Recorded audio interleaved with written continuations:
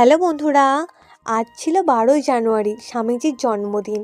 তাই আজ আমাদের শম্ভুনাথ তলায় স্বামীজির জন্মদিন পালন করা হচ্ছিল। খুব সুন্দরভাবে আবির দিয়ে একটা স্বামীজির চিত্র ফুটিয়ে তোলা হয়েছিল। মন্দিরের বাইরেই যেহেতু হচ্ছিল, আমি মন্দিরের ভেতরে গিয়ে একবার ঠাকুর দর্শন করে এলাম।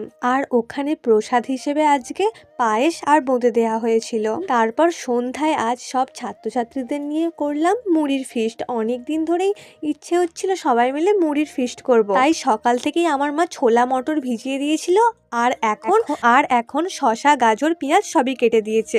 আর চপটাপ আমি ওদেরকে নিয়ে আনিয়ে নিয়েছিলাম। এবারে শীতে আমাদের একটাও ফিস্ট হয়নি, তাই আজ ভাবলাম ছাত্রছাত্রীদের নিয়েই ফিস্টটা করে ফেলি।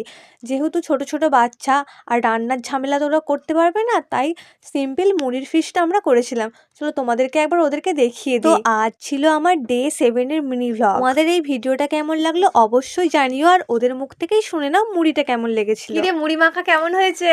দারুণ। ভালো লাগছে তো?